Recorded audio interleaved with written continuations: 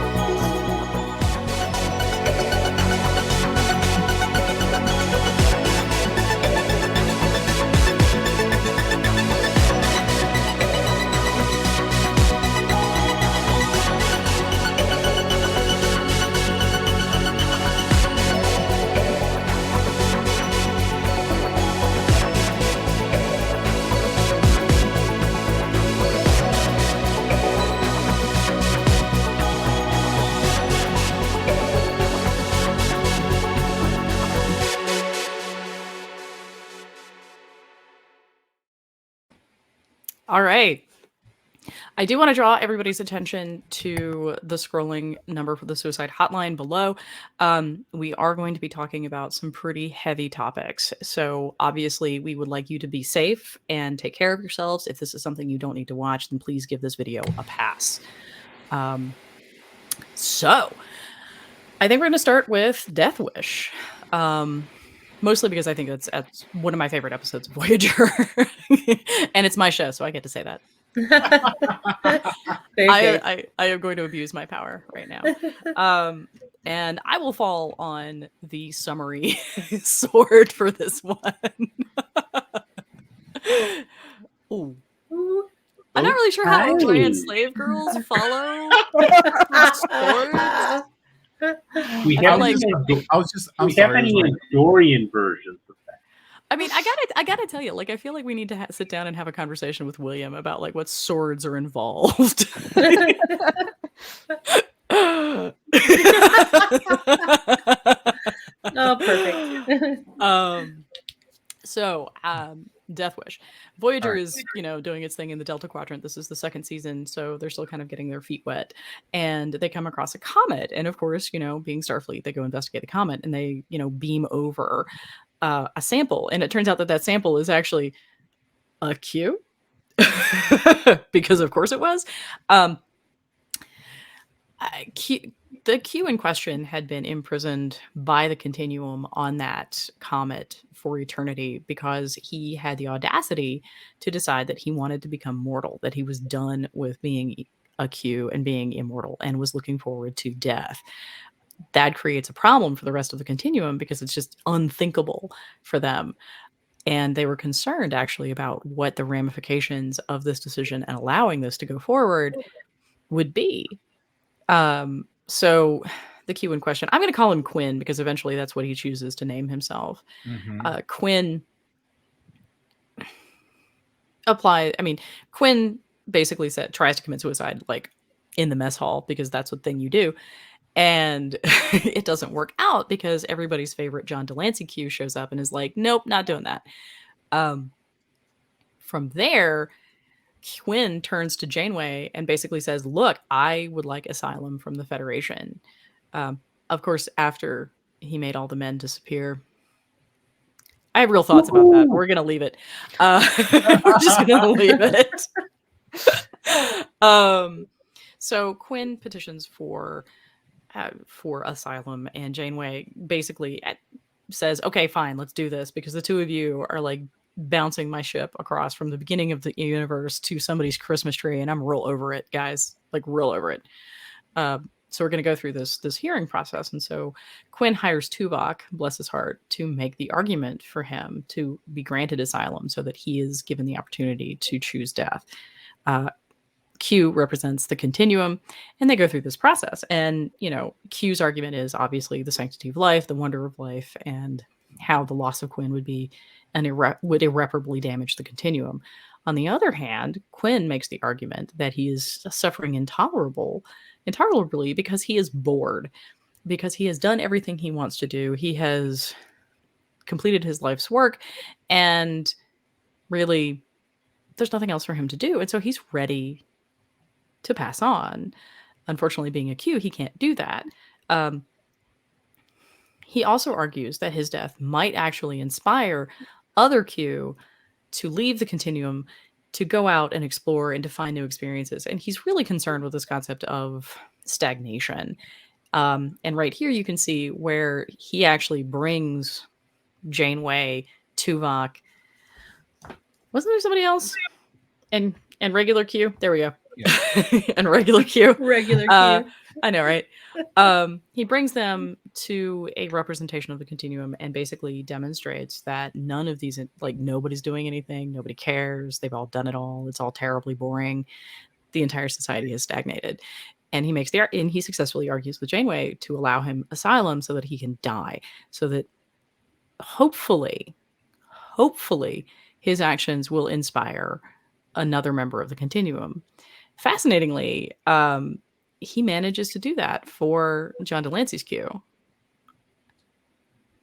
to the point that Q actually, once Quinn becomes mortal, Q brings him the poison that he uses to end his own life at the end. And Q basically stands there and says, I really appreciate the strength of his convictions. And he has inspired me to go out and do other things and to, shake things up after my own experiences being imprisoned by the continuum, which is just, again, not Trekker's Delight recommending suicide. Not at all. Take care of yourselves. But in the context of the story, that's what happened. So the reasons that immortal demigods might have for exploring this are entirely different from whatever might be depressing you. Please call the hotline if you need help. And now we've had that moment of darkness. How about we talk a little bit about the arguments that Quinn makes? Nora, I know you have thoughts. I do. And about this, I really liked how, well, not really liked. I didn't really like anything about this episode. The episode itself was okay, but, it's not really a likable episode. Right. It's important, but it's not very likable. It's important and it's well done, but you can't like it. Yes. This would be the care emoji I would give this episode. A big hug! Yeah. When Quinn was actually when they went to the middle of the road continuum thing and talking about he was trying to prove his case, and he actually went to Q and said, you're the reason that I even felt this way, seeing you go out and you did these things, and that gave me something else to think about, and that kind of started him on that path. And then Q, who is Rand Paul, said, yeah, well, I'm different. I changed. I did that. And now I'm back into the group. So that was very, that kind of hit it home. Like, what's good for you is not good for everybody else, kind of thing. Does that make sense? I'm sorry. Like, what's good for Q and the rest of them is not good enough for Quinn. That he can't do what he wants to do, even though Q was out being bad and doing all those things.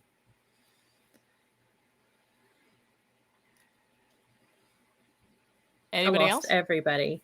No, we haven't. We haven't lost everybody. So I'm literally unmuting everyone right now because I was trying to get rid of the echo. But fair enough. Okay. So I like where Nora's kind of going, right? With this question of reformed versus not reformed, and where the state begins to have power over the individual. And I kind of want to talk a little bit about that. So, Rachel, do you want to explore some of the arguments that are made? Sure. She's like, you could have given me a heads up, Marie. And I'm like, nope, yeah. nope. I don't roll that way. No, I mean, what do you mean when you say something like from the state's perspective, or I guess Q's perspective in this case? Let's kind of start with like a summation of the two cases, right? Like what Q is saying versus what Tuvok and Quinn are saying. Yeah, I mean, and as far as like, I guess what Q is saying, it kind of boils down to, you know, the continuum and what effect this will have on them, and to me it kind of skips past viewing Quinn as his own individual completely. I think that the argument there is all about, you know, this is what's good for the continuum, and you're a risk to the continuum. It's not about even a risk to yourself. This is bad, so it's not, we're not going to let you do it, essentially, which I think is a really boiled down way to say it, but I think that's what it boils down to. Quinn's argument, I think, is much more obviously personal, because it's his argument, and you know, he goes through the whole argument of, there's nothing left for me. This is torment. I should be able to make these decisions. And just like what Nora pointed out, you know, there was an exception for you. Why shouldn't there be for me? So I think that's, to really boil them down to their simplest, that gets to the arguments. Did you find one more compelling? I mean, I sided with Quinn. Again, disclaimer, not encouraging anyone to take their own life. But I think I sided with him in that a person's life and the person's body should be their own. Should be their own decision to make. So I think I went into that with that in my head already. So it was very hard to not side with Quinn. But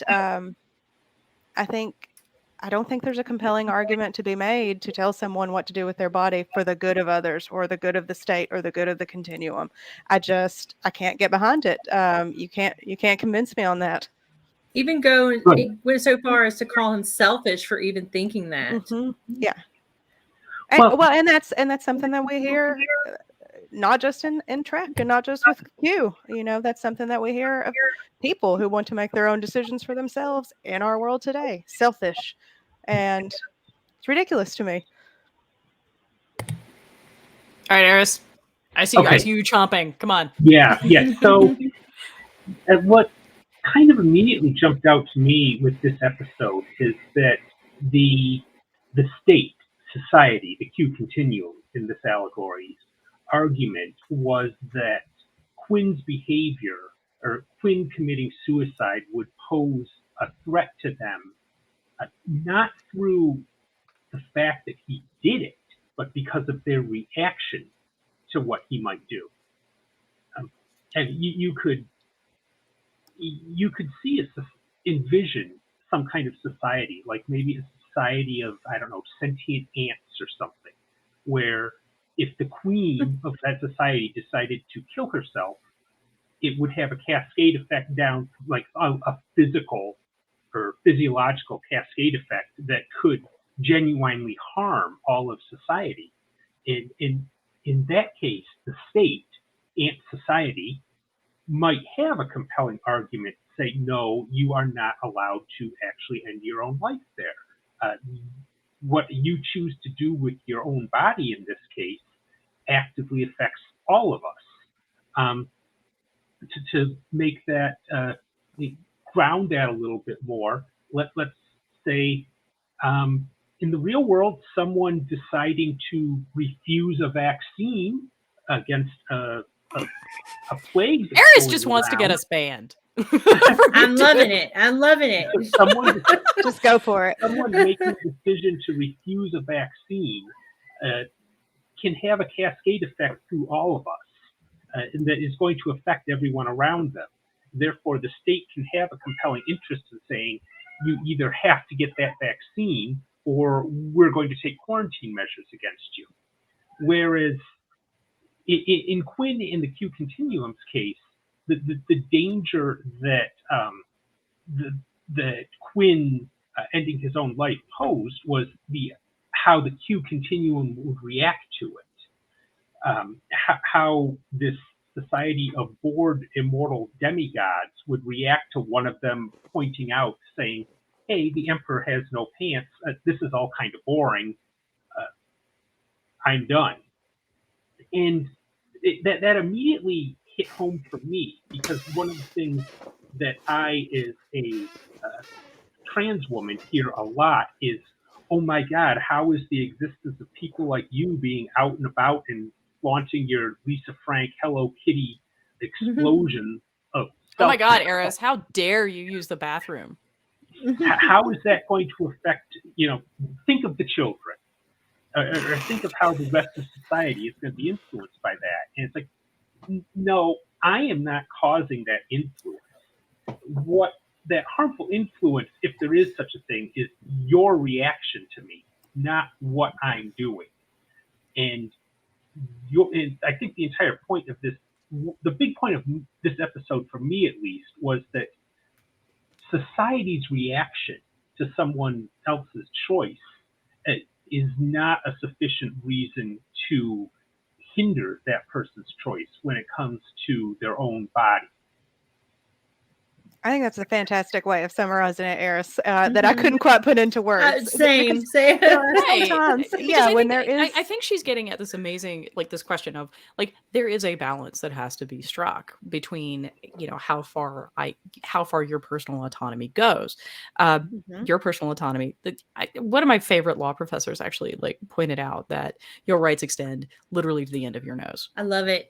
I use that so many times with trolls throughout this past 2 years. Right. Because there has to be a point where when your actions are negatively affecting all of these other people in a objectively demonstrable way, right? Not this amorphous kind of like, I am traumatized by your existence, because that's clutching my pearls. Yeah. Yeah. No, but there's a genuine, sometimes a physical harm that can't be helped. That's completely different than it offends me. There's Mr. Frank or whatever. Yeah. Your responsibility and obligation is extended by the air coming out of your mouth, in our example here. So, and I think I think you're right. I think you're both correct. This is why Q's argument ultimately fails, is because Q is, again, basically looking at a pearl clutching situation. Now, I can certainly understand that perhaps the members of the Q continuum are not emotionally ready to experience the death of someone they know. And that could have like a deep effect. But Janeway ultimately sits down and says, that doesn't outweigh Quinn's right to make the decisions for himself and his own autonomy in his body. Just because you are upset by the existence of something does not mean that you have the opportunity and the right to bar him from making those choices, because he is a sentient being. Can I add something to that? You're the even best. though she did see that, like, she put her own personal beliefs aside and said, Quinn's individual rights is more important, she still, after that, went on to expected Quinn to act a certain way that she was okay with, which in this case was living. I don't actually agree with that. I don't think that was the expectation. I think one of the things that Kate Mulgrew's performance really highlights is that she knows this isn't going to happen. She's hoping. She's hoping she can talk him out of it. She's going to plan like that's it. But I think she knows this is coming. I think. Okay, I'm gonna give you your moment. Hey, Eris, could we let William jump in first and then get to you? I think. Okay. This is a refill kind of show. Right. This actually just hit me. I would like to argue, and we'll open to debate. Of course, he was going to kill himself all along. That's what he stated from the beginning. He was well-intentioned. He'd been feeling this way for the last 3 million years. So, hey. Well, I think his decision to kill himself in the very end rather than live out a few days as human, which is what we've learned from Jean Delancey's Q, is a brand new experience. A brand new experience that he doesn't wish on anyone. So, but the reason why that experience, which would by definition be new, would not fall on Quinn is because of a writer's issue with the show of Voyager as a whole. Because if they would have kept Quinn alive and he would have served on that ship, they would have got home in less than half the time. So I think from that regard, I think that's the real reason he ended up killing himself in the end, because Janeway said something that grabbed my attention. She's Chakotay recommended stellar cartography, and Janeway said you can shut down stellar cartography with the information he bring to the table. Right, and Chakotay's basically like, that's true of literally anything. Right, and they will probably be home in a year with all the information and knowledge that he has.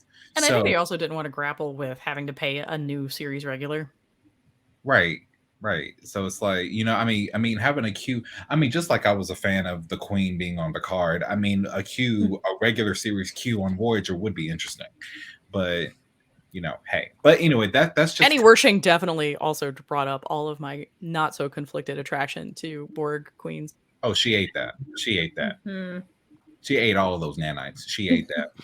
Dude, Rachel, you got to see this. Like, she's amazing. She's a bad bitch.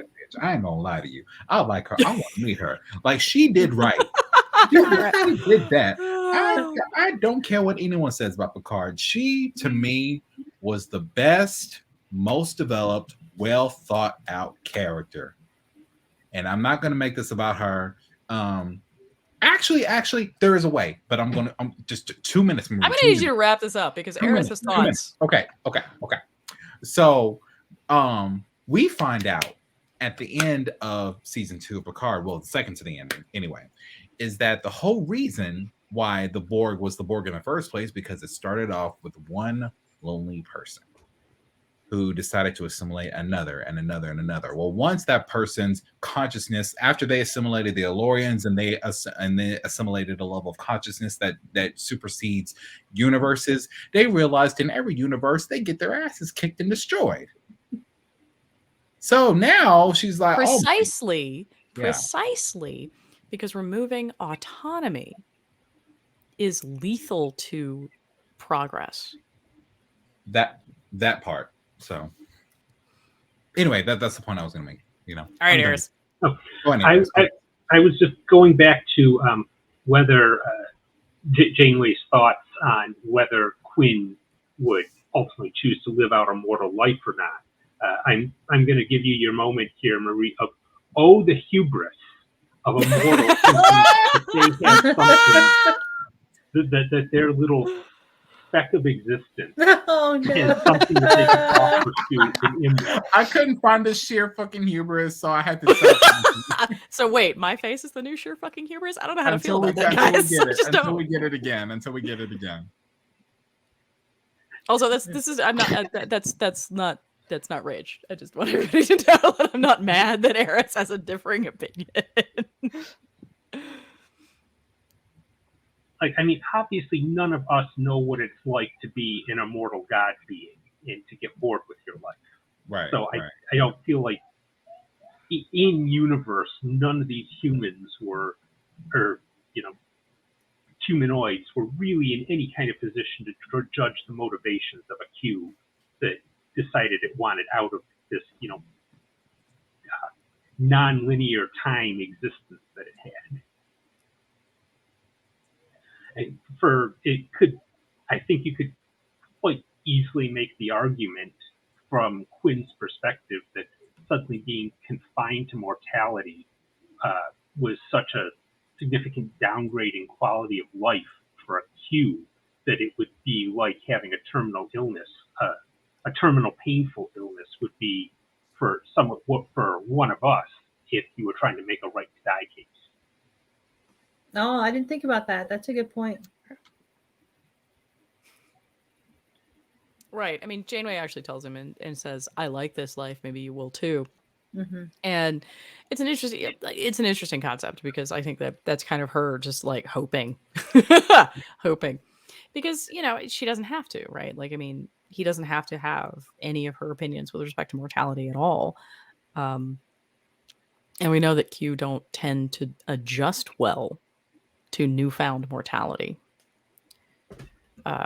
We've seen that. We saw that with John Delancey's Q. And at some point, I'm going to come up with a nicer way of saying that. That's not like a mouthful. But today is not that day, apparently, guys. Q Um, Prime.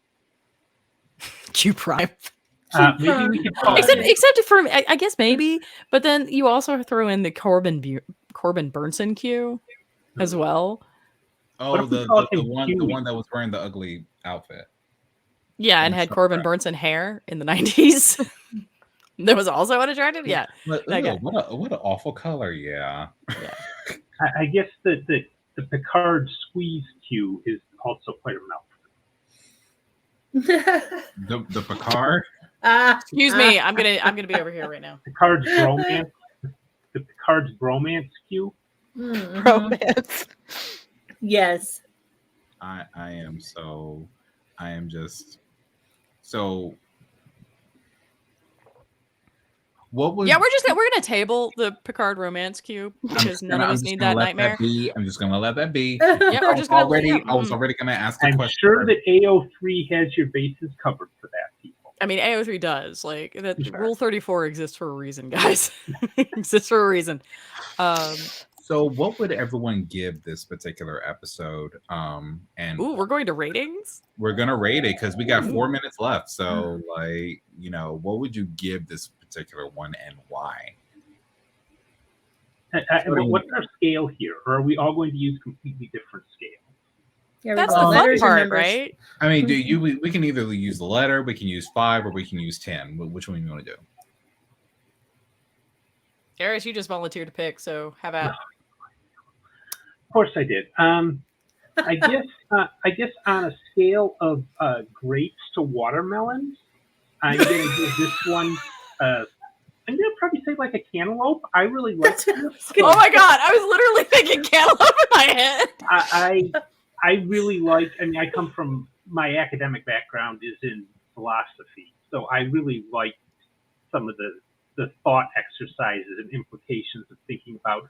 So what happens when God gets bored and is tired of its existence? This kind of brings up. Apparently, he and jumps universes with his ex-wife, who happens to be Trisha Helfer. Fair. Really? I didn't know that. Yeah, Lucifer. Yeah, that's exactly what I was thinking. Or we can start getting into Loki with that too. But anyway, so I really did actually like this episode quite a bit. I think both in terms of just thinking about it in and of itself and as an allegory for the experience of a lot of marginalized people in our society. I think it really is a good episode. Who's next? Antelope. I can't rate that because I'm actually highly allergic to watermelons. But that is Again, we're worried about your card, my friend. I got it right here. Yeah, you always keep it handy. Just like Pam. Just so we're clear. Just so we're clear. Okay, so because I'm allergic to watermelons, and I really am, guys, I'm sorry. I usually still rate all my movies out of 10, so I would give this particular one an 8.1. An 8.1. Antelope range. That's good to That's know. also, guys, this is also going on a t-shirt. Cantaloupe range. One of these days we're gonna have to watch. Why have we not made merch for this? Because I oh my don't god. know why we do. I hope sometime this year that we have our own, not regalia, what's it called? When you have your own line of, it's not retail. Merch. Thank you. Oh boy. Memory first shock. I feel like I said that word. I feel like I did. I feel You know like what? I was thinking of some like very specific fashion term that Yeah. you must have been going for, and then like, no, it's merch. Okay. Yeah. But yeah, I would definitely give it 8.1. Reason being, is like, I'm sorry to be that guy, but I do have a problem with continuity errors, especially when you make impressive cameos. Oh my god, you're twitching about Riker. I'm sorry, dude. Generations. Twitching about Riker, man. Generations is my favorite movie, and when you take that into account, and it's like, So anyway, maybe caught Riker during the time he forgot to switch his comm badge one day when he was about to have dinner with Troy. I don't know, something like that. Let's just say that happened, and he wiped his memory anyway. Well, anywho, that was good. I thought that's my only problem with it. I had no problem with him having the desire to take his own life. That does not mean that I sanction in any way or give permission to anyone to take your own life. This is not a green light. I do not do that. Like, just don't do that. At least with me and my friends. I love you all, please. So that I liked the argument that Tuvok posed. I liked it a lot, actually.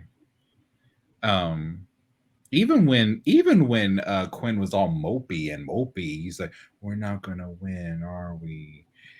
and Tuvok stayed his logical self, and ultimately won. But yeah, I'm not gonna lie, Tuvok is possibly my second favorite Vulcan. Oh yeah, but my last part was I thought.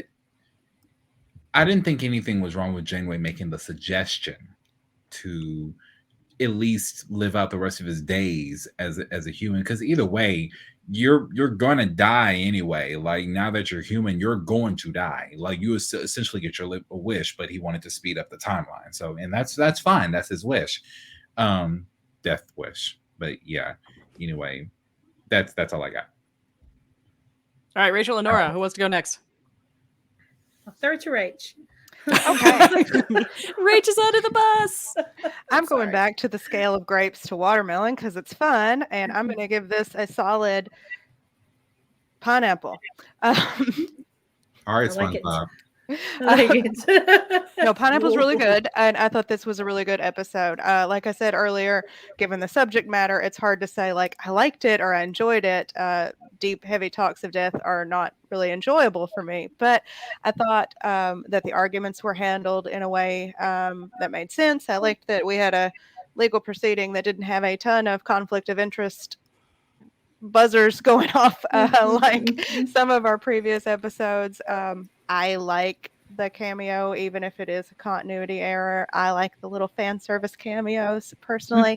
I thought Quinn's demonstration, he takes him out to the desert. I thought that was really compelling, and I felt like they handled his experience in a way that was compelling and that really spoke to what he was going through. And I felt like that's an important way that's important, especially in a time where we're starting to have more conversations and more openness about mental health. I like that we can look back at this episode from the 90s where we could honestly just look at this person's experience or this Q's experience for what it was and let them speak as what their life was like and what living actually meant for them. I thought it was very compelling. So I gave it a pineapple. I like it. it. Pineapples. Pineapples are great. I'm going to go with cantaloupe, but I'm going to say it's one day past its prime. Well, I think this was so important. It was just, honestly, for me, it was really tough to watch in some places. And I really don't like Q. I just don't. The fact that he never called Janeway by a proper name the entire episode and even called her Kathy one time. That I know people are going to be like, "Oh, that's just Q being cute." No, that's not okay. That's Q being an ass. I felt that was intentional. I'm not. No one's defending him. No one is defending him, but he's always been an ass. I don't like it. I didn't like that. I did. The Quinn, him giving his feelings. I mean, when they were in the little tiny prison, that was a little bit ridiculous, but the rest of it was just really compelling and hit home in a lot of ways. Like when Mr. Tuvok was questioning Q and brought up that, well, you do kill Qs occasionally. And Q was like, yeah, but that's different. That hit home with what we're seeing here with certain arguments going on with, like, put a pause on what people are doing with their bodies. And let's maybe talk about keeping school children safe. It kind of felt like that.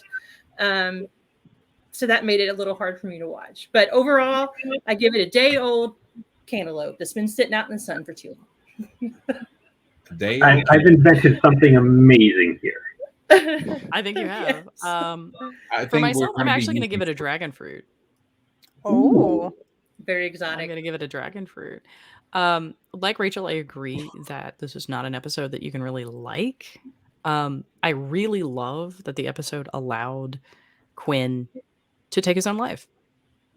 I really loved that it allowed a character to commit to that level. Again, not recommending this, guys. Cannot stress this enough. Well, it didn't have to.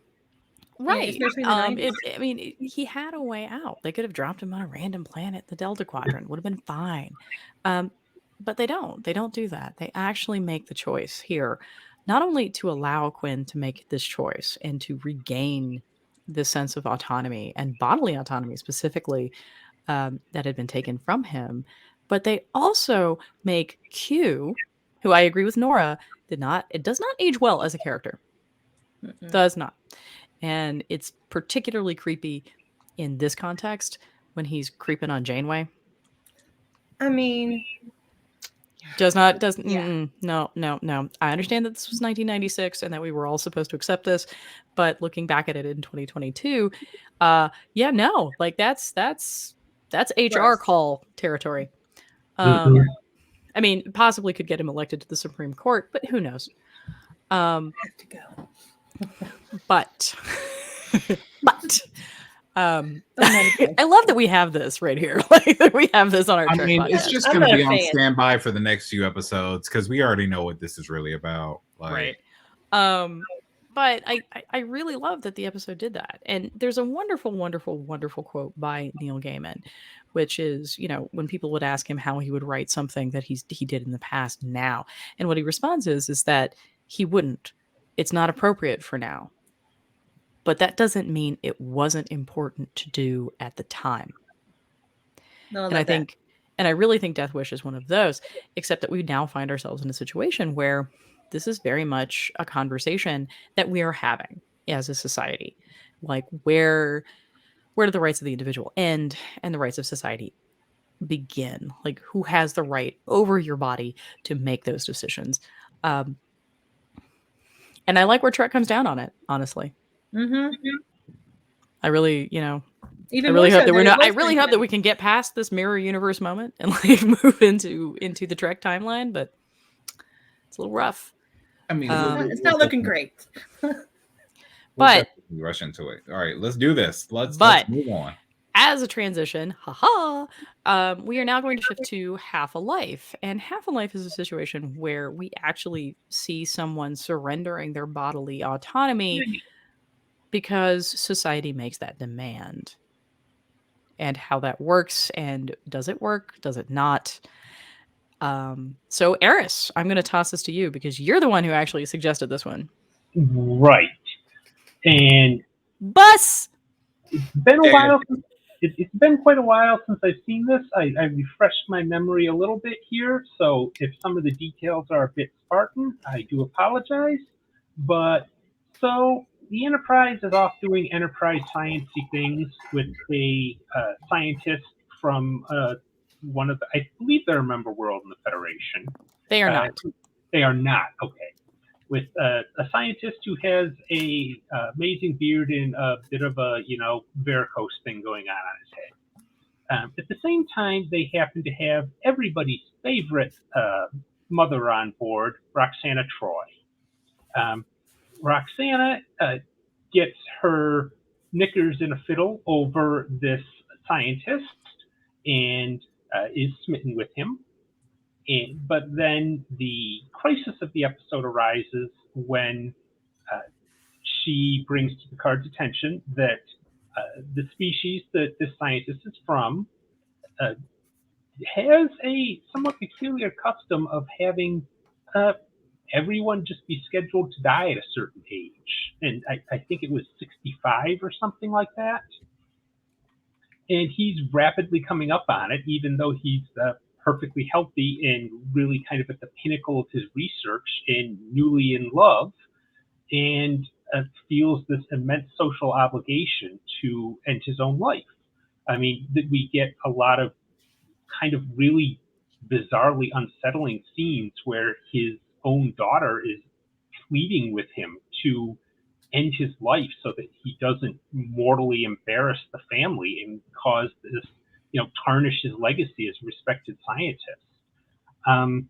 So there's a lot of back and forth and arguments about all this. I don't think it's really ever up in the air that if he wants to request asylum on the Enterprise and continue to live, it's well within his right to do that, if Picard would grant it. He ultimately does not choose to do that. He ultimately chooses to go back to his world and die on schedule because he doesn't want to burden his family with the scandal that him choosing to live past his designated expiration date would cause them. Which is 60, by the way. And I don't think that's, 60, okay. I really don't think that's accidental. I think they were literally targeting traditional retirement age here. Yeah. To make a point. Retirement, what a crazy thing. Okay, Right. so for all you millennials and Gen Z people out there, retirement is this crazy concept that just the boomers got to enjoy, where you work for a certain amount of time and then you get to stop working. I'm right here, right? No, I swear, we are literally just going to make a trigger warning scene for Eris. Like, it's just going to be like a panel, and we're just going to do that. I love you. Most of you didn't see the war paint makeup I had on Sunday when I went out in public. So no, saw it, liked it, yeah. So yeah, like there's this is exactly why Timothy, that's the David Ogden Steers character, is expected to die, is because he has outlived his utility. Now, what Eris didn't remember is why Timothy is on board the Enterprise and what they're trying to do. Timothy's world is in the process of it's not like falling into the sun, whatever. Something that Timothy is doing is going to save the entire world. Okay. Like, not a joke. He is in the process of trying to devise a way to keep their sun from frying them all, or something to that effect. Right. So when they make the decision to talk Timothy into observing this particular ritual, they are knowingly, because they make this point in the episode, they are knowingly retarding the work on this process by at least a decade. Because someone's going to have to come behind Timothy, who may or may not have been working with Timothy. And I mean, there's only so much y'all can do with notes, guys. Like, there's only so much. This is like if the British government had come for Alan Turing during World War II. Yes. I love Alan Turing. Yes. Know your history. Historical character. So yeah, there's a certain amount of that's for real floating around, which is, and the point is being made that, that Timothy's knowledge is valuable, and Timothy himself is valuable. And that's one of the things that Lwaxana is trying to convince him of. And he briefly does, because he does end up he briefly asks Picard for asylum. Funny how that works in these two episodes, right? Mm-hmm. But he withdraws ultimately, with, like, as Eris says, withdraws his petition, and then goes down and engages in this ritual that results with him being unalived. As the kids are saying these days. So we have a very different approach here. In Death Wish, we have the interest of the society being rejected in favor of the individual. Here we have ostensibly the rights of the society outranking the rights of the individual. What do we think about that? I remember even this episode is one of the ones that has stayed with me for a very long time, since I first saw it sometime in the mid-90s. when I was, early teens. Just that it was so nonsensical, that this idea of he has a duty to end his own life. Like, I think the episode really dropped the ball on just making this kind of a nonsense demand instead of providing, like, I think it would have been a much more interesting episode if there had been some kind of reason, like a reason that you could potentially see as valid, other than, oh, well, this is just what we do, for why this species put an expiration date on all of its people at 60.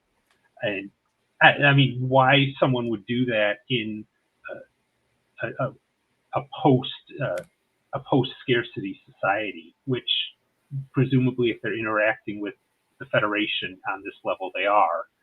Just it seems truly bizarre, and maybe that was the point. Maybe the idea that the writers had was to make this completely and utterly baseless, like as baseless as bigotry against people on a basis of sexual orientation or race or what have you is.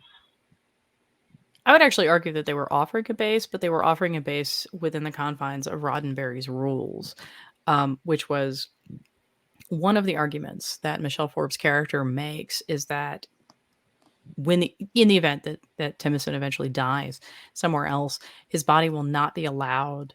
They will not allow his body to come home and be in the cemetery next to his wife. I would actually argue that this is a religious subtext here, because religion generally dictates who goes where in the ground. I don't know why. It just seems to work out that way. And so I think that's kind of what they're trying to say without really saying, because there's only so far that they could do that in TNG based on the series Bible. That's fair.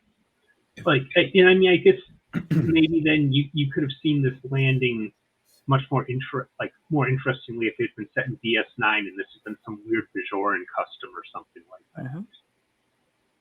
If I may, whereas Marie sees it as a religious thing, I see it as an ageism type thing. They didn't clearly. They didn't give a basis to Eris's point. They didn't give a basis for their reasoning. Now, it could be just one of those episodes where sometimes the culture is so different that you just can't understand it until you go more in depth, like Strange New Worlds is doing a better job at doing. But it's when I watch this, okay, backstory, I didn't really have friends my age growing up. And if I did, it was rare, stupid rare, okay? Like best friend level rare. I was raised around other adults, so I respect all ages. Well, when the whole talk about if you were born in the late 90s, you're old. And I was like, I'm gonna need something to drink. Early that hurt me. That hurt me. I'm gonna need a shot. I'll be back. I'm too old. I already ran out of water, so I'm already pissed. And I think I had to have someone bring me the bottle, guys. Right. Like... So when I watch this episode, it actually breaks my heart. Not just for what's been said about me or what's been said about others, but I can only count 3 moments of vulnerability from Loxana. 3. One was over Kestra, one was over this, and another was showing herself to Odo when she took the wig off. Vulnerability, rare, and this contributes. I don't care how much other Trekkies may hate her character, but this shows character development towards her as to how she feels. She's clearly over, in Betazoid terms, over 65. She's clearly, in Earth year, she's over 65, right? And so when she was on that monologue she gave, at least I'm assuming it was a monologue because I actually forgot the scene, but she was on the transporter pad demanding that she be transported down. I felt that vulnerability. And it broke me because it was just like, this is not right. This is not cool. And I've had people tell me, oh, Will, just put your I'm gonna say this, and I don't care. We'll just put your mom in a nursing home. We'll just do this. Live on with your life. Just do it. This is the way it's supposed to be. And I said, first of all, it is not up to you, society, to dictate what I should do with my actions or how I can help my own mother, because now it's getting personal. Like, I understand that we have societal standards that we're supposed to live by, but I call that some honky tonk bullshit. As a matter of fact, this is my shocked face. Every time. So I think, to me, in terms of like modern 2021, as far as and this is no shade to any, every generation has literally done this to the previous generation. We won't sit here and deny it. But so this is no shade to Gen Z, millennials, Gen X, or the boomer or the baby boomers, none at all. But it shows that just because someone is up in age does not mean they do not have anything left to contribute. I think it's highly, and it shows just how ignorant.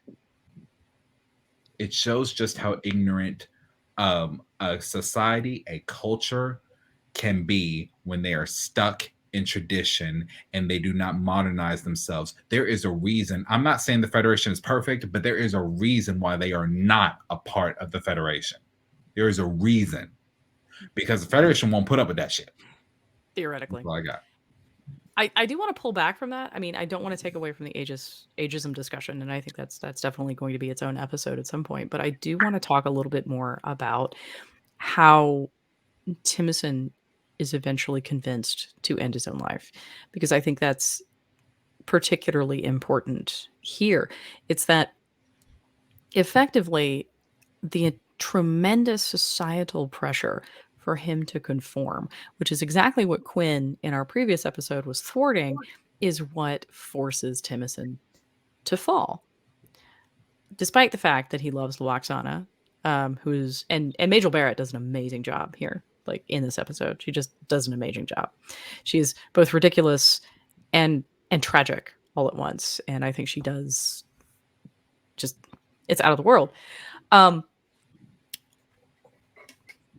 But what I'm interested in here with this episode is this idea that society can force you to make decisions. So there's theoretically, Timison is consenting in his own unaliving, which is a term I'm going to use because it really feels like it works here. But is he? Do we think he's actually consenting, or do we think this is society making the decision for him and then pressuring him into going along? Is that really consent? I think this is not consent at all. This is. I'm sorry, Nora. Let's punt it to Rachel. Yeah, no, I agree. I think this is not consent. I think this is an illusion of choice, and I think that it is, presented. You can make this a choice. You can seek this asylum. Blah blah blah. But if you do, we're not going to listen to any of your research. You can't be buried alongside your family. This, and this. And I mean, it's a gun to your head, essentially. You can make the choice, but here's the consequence. And it's plain and simple, duress, essentially. It's not consent. It's just an illusion of choice. And I think we see that play out very clearly here, but we see that play out in our world a lot of the times. You have this option, but we're going to set these parameters where you're going to face these pressures, and that's not consent. That's not a choice. They're basically saying that they would rather die as a society than to break tradition that someone 1,000 years ago set in stone for them. They would rather die. Like, he laid it out. This is your ding ding ding. Yes. Like, you're going to become Krypton if you do not get it together. This is going to happen. Your sun is going to burn out and you're going to freeze, and then you're going to float into the nearest black hole. But you don't want to listen because I'm 65. You know what? Go fuck yourselves. Please, Eris, I apologize. Go ahead. Oh, I was just going to throw in there that saying that he's consenting is kind of getting into maybe a bit of Me Too here with this is not enthusiastic consent. Yeah, this is a consent because it's better than the alternative that was presented to me, or it's I don't Or I you don't see a nagged choice. me into it. Exactly. Is that Guilt. like guilting someone into having sex with you type thing? Or yeah, basically. Yeah, or even Guilting or even putting you down so much that your self-esteem is such that you go along with it. I mean, there's a lot of comparable things, I think. I've had that happen yeah, too. yeah, no, like a number of us have. Right. Mhm. Yeah. And patriarchy. yeah, no, I think that's a really interesting point to make, actually, with the Me Too movement and this concept that he's being coerced into it. I also really love that this particular episode airs before Quinn.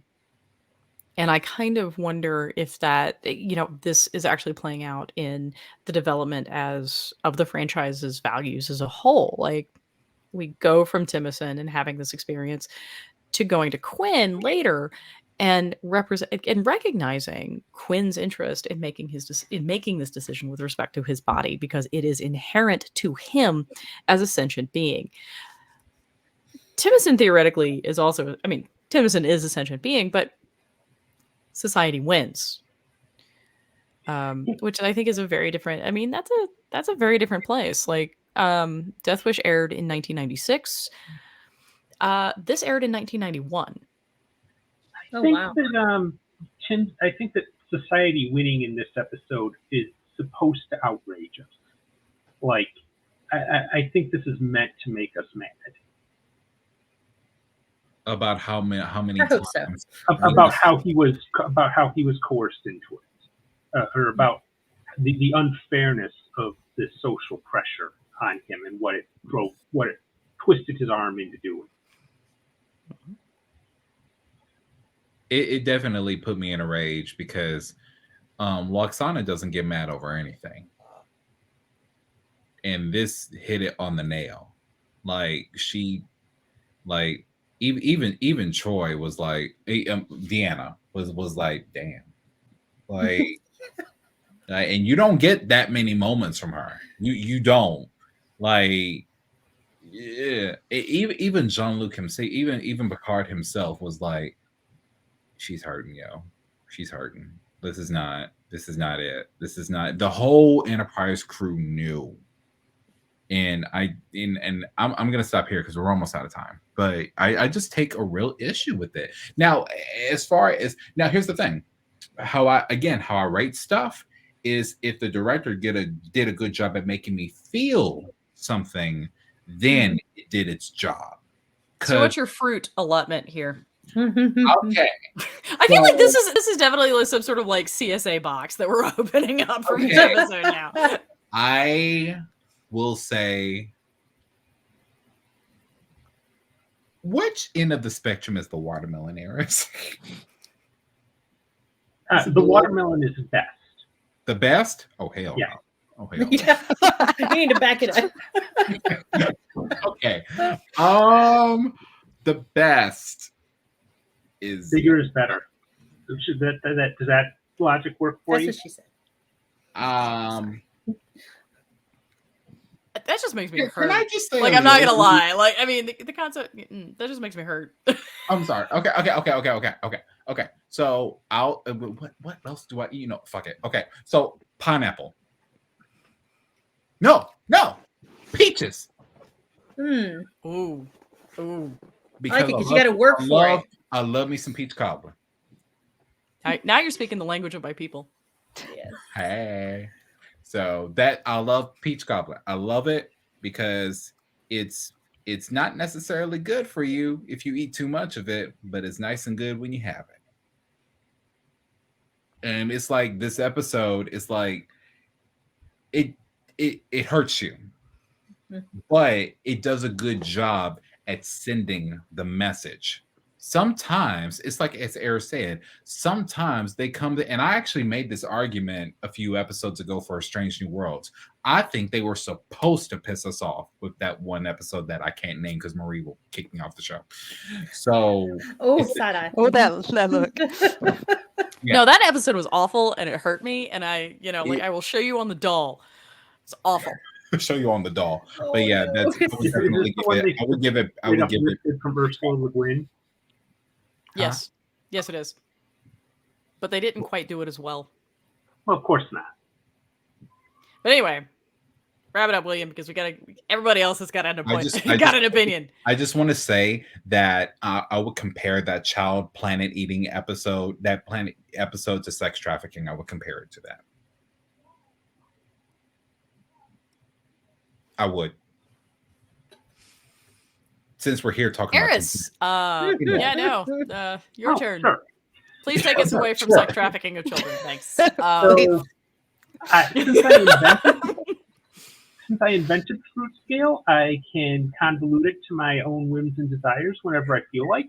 So I am going to call this episode a bunch of grapes, because it has a, like, it's not a pleasant episode at all. So Right. like it, with grapes being the smallest thing, and I personally I don't like grapes very much anyway, so works for me in multiple directions here. Like, but it's really good at what it does, and like we were saying, it makes you outraged at the unfairness of this situation, in the inhumanity and injustice, and just rank stupidity of what they're doing here. Nora. All right. Okay, I'm gonna give it's a clementine that you get peeled in one round, but then you eat it and it's just sour. Because it was heartbreaking, and I really wanted it to. What's that? That's oddly specific. I know I had it. Yes. This is my true feelings. It was just so heartbreaking, but it was like, I agree with everything that Eris has said this pretty much whole episode. That it was so good at what it was doing, but it was, again, these were just so hard to watch. I mean, good for them for putting it out there, but yeah, it was difficult to get through. Rachel? Different fruit, same reasoning. I'm going to give this a pomegranate because it was hard as hell to get through, and it made me mad several times, like opening a pomegranate does. But like Nora and Eris said, what it did, it was good at what it did, and it was a good episode, even if I was mad at the society and mad at the ultimate choice. And I use air quotes, though my green screen eats them when I say choice, because as I've already said, there wasn't a choice there that Jemison makes. But yeah, I give it a pomegranate. Fair enough. I actually give it a loquat. Loquat, it's a thing. A loquat is a small fruit that when you peel, the rind is actually very, very sweet, but the fruit inside is incredibly bitter. Because I think there's a lot of really good stuff in this episode that I think we really need to pay attention to. I think Majel Barrett's performance here is stellar, and I don't think she gets nearly enough recognition for what she did with Waxana. I think David Ogden Steers was fantastic because he managed to make me believe that Timison really felt this was necessary. And that is a very, very hard thing to do because, as Eris said, it's really fucking stupid. I think Michelle Forbes does an amazing job selling Dara as well. So the performances are great. And I also understand why we have like all of these decisions and all of these elements in the plot. But I think that at the very heart of it is a very bitter, cynical view of what society does and what society can do at the end, but also has the hope that as members of the Federation, we can get past that we can move past that we can recognize the value of all members of society, regardless of race, creed, age, gender identity, whatever. And that's the fundamental promise that Star Trek makes. And I really want to hold on to that. It's hard right now, not going to lie. But I really want to hold on to that. I really want to highlight that because that's what keeps us coming back, is the idea that we can do better. Oh, I love that so much, Marie. I want to everything that you just said. You guys are so much better at words tonight. But yeah, that was fantastic. I mean, considering I'm 3 glasses of wine in, I'm impressed that made sense. Is it the alcohol that suddenly turns Marie into an optimist? Because I am just this rose. Yeah, I was like, what's happening? Marie, when you said William, you made us sound smart. This is what I'm talking about. Like you have it. It's all here, guys. There's a whole promo video that I made, and it's literally has moments like that. Like it's just, oh, it was well, Marie. And I don't think it's. And I'd like to say that it is the alcohol that makes me an optimist, because generally in life I'm just kind of like, oh God, it's all on fire. In fact, I literally have a dumpster fire, like Marie, did you Funko Pop that hangs out behind me. But I mean, that's fair. But that is the reason I keep coming back to Star Trek, is because I would like to believe that we can do better. I would like to believe that we must do better. And that it is on us to look at these stories and to look at what's going on in our lives and to force ourselves into the best version of ourselves so that we can treat everyone with respect, dignity, and equality. I think the booze just makes me willing to say it out loud. So say we all. Well, that is really like the message of Star Trek, though, is to strive for that. How realistic it might be to think we could ever get there, especially from where we sit right now, is a whole other story. But I mean, that's sort of the point of why we call it hope, right? Like it's aspirational. Like we can't. I mean, right? It's extremely hard to hold on to that in certain periods. Yeah. Oh, you guys are making but I think it is necessary. But I think we have to have stories like this. I think we have to have messages that remind us to be better. And if that's a religious ideal for you, awesome. If it's not, awesome. If it's Star Trek, even more awesome. Welcome to the club. But I think we need to hold on to that. So I do want to wrap this up because we are now 6 minutes over and somewhere Jermaine is twitching. But I want to certainly thank everybody on my panel for coming and talking about these extremely difficult episodes with us. Again, if you've made it this far and you're feeling like you need some help, please, please, please call the helpline with the number scrolling below. They're there to help you. And certainly the universe would be lesser without you in it. If nothing else, kids, outlive Mitch McConnell out of sheer spite. Yeah. Life lessons right here. This is all.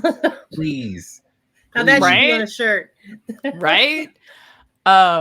So again, thank you guys for coming. I am really looking forward to what we end up doing in the third segment of this 3-part series. So stay with us. If you like it, give us a like, comment, and a subscribe. Also subscribe. Again, 3 glasses of wine in, so apparently words are hard. And let us know what you'd like to see going forward in all of Trekker's Delight or in Fight the Patriarchy in specific. Thanks, guys, and live long and prosper.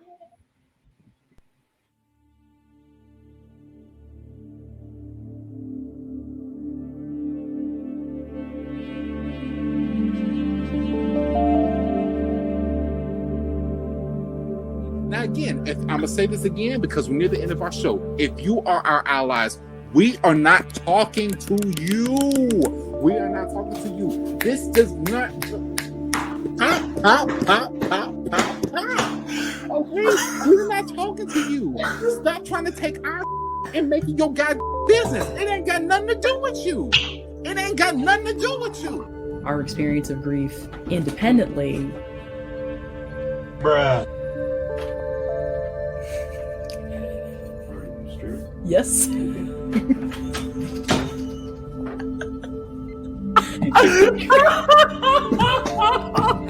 I love that they're in the comments. So much is like, I'm just reading the comments. Yeah.